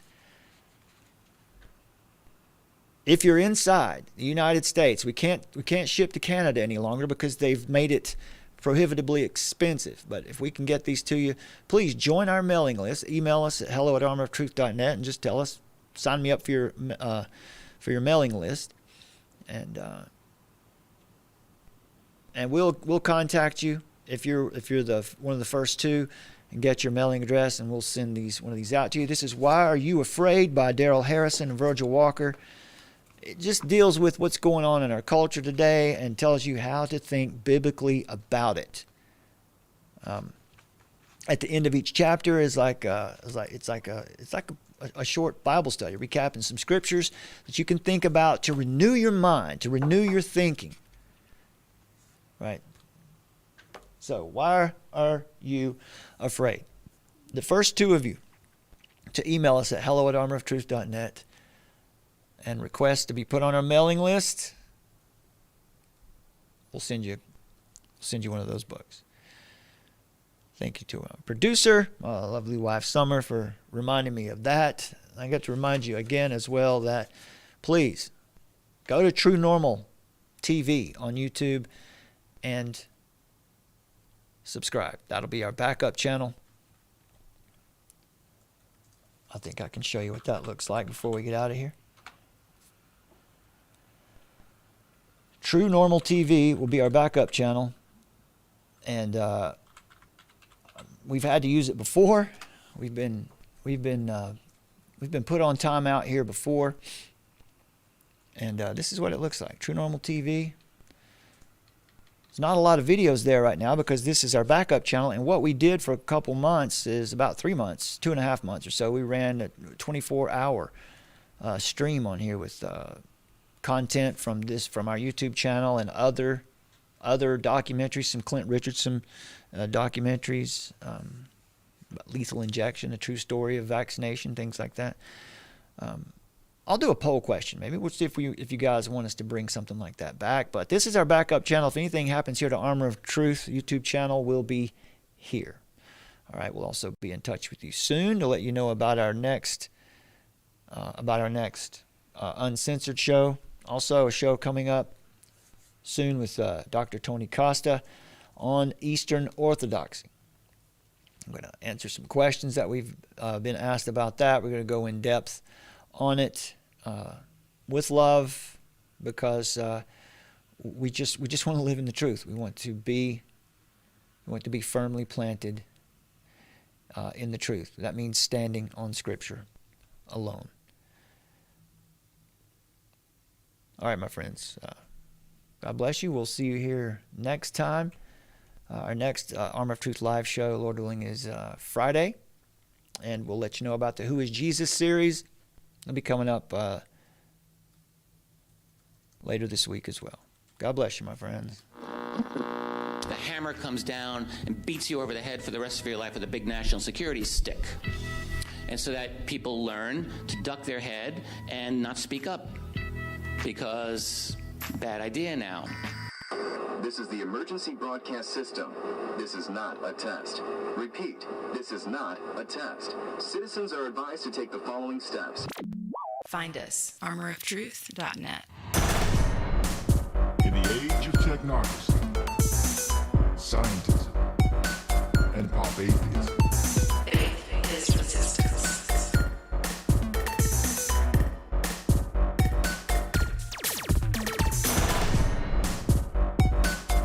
Nietzsche, of course, announced the death of God and called for the birth of the Übermensch, the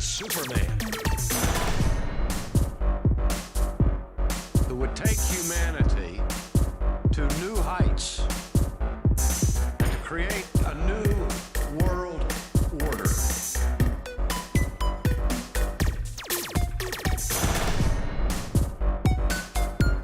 Find us at the Armor of Truth YouTube channel. This is not a test. Repeat, this is not a test. Well, that's a rather interesting position coming from a man on a crusade against the evils of technology. I'm not against technology, Doctor. I'm against the men who deify it at the expense of human truth.